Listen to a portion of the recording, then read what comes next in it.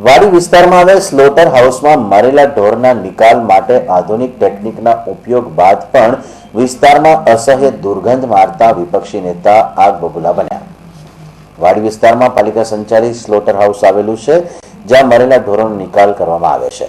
ત્યારે વર્ષોથી વિસ્તારમાંથી દુર્ગંધ મારતું સ્લોટર હાઉસ અન્યત્ર ખસેડવાની વિપક્ષી નેતાની માંગ બાદ પણ હાલમાં પાલિકા સત્તાધીશોએ લાખોના ખર્ચે આધુનિક ટેકનિકથી મરેલા ઢોરોના નિકાલની કાર્યવાહી આરંભી છે।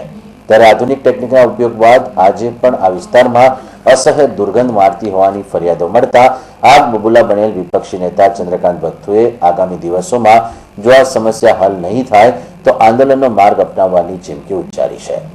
શહેરની બહાર આ વિસ્તાર હતો ત્યારની વાત જુદી હતી। આજે શહેરની મધ્યમાં આવી ગયું છે આ વિસ્તાર અને 15-16 વર્ષથી એવી દુર્ગંધ મારે છે, જેના લીધે મેં વારંવાર સભામાં રજૂઆત કરી। મારી ડિમાન્ડ એ હતી કે ભાઈ અહીંયાથી શહેરની બહાર લઈ જાઓ।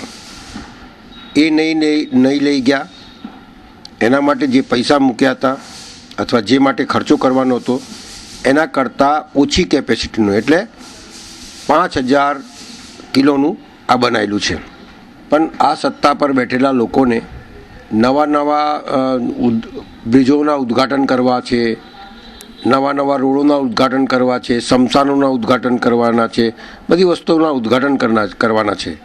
પણ જે મૂળભૂત સુવિધા લોકોને પહોંચવી જોઈએ કે આરોગ્યની દૃષ્ટિએ સૌથી પહેલાં જવાબદારી કોર્પોરેશનની બને છે, ને એ જવાબદારીના ભાગરૂપે જ્યારે આ સ્લોટર હાઉસની આટલા વર્ષોથી દુર્ગંધ મારતી હોય ત્યારે સૌથી પહેલાં એનો નિકાલ કરવો જોઈએ। ડ્રેનેજનો નિકાલ કરવો જોઈએ, પાણીનો નિકાલ કરવો જોઈએ, સ્ટ્રીટ લાઇટનો નિકાલ કરવો જોઈએ। એ મૂળભૂત સુવિધાઓ જે છે એ લોકોની પાસે પહોંચતી નથી અથવા છે પણ એની અંદર બધી જર્જરિત થઈ ગઈ છે। હવે આ સ્લોટર હાઉસનો પ્રશ્ન બી કર્યો તો એ 20%-30% જેટલું કર્યું છે અને એના લીધે દુર્ગંધ મારી રહી છે। મારા નાગરિકોને આપના માધ્યમ દ્વારા એટલું જ કહેવા માગું છું કે દરેક વસ્તુનો નિકાલ એક આંદોલન છે। હાલ સત્તાધીશો હવે માને નહીં, કારણ કે એમને સત્તાના નશાના ચૂર છે। ડેવલપમેન્ટ સાચું ડેવલપમેન્ટ નથી।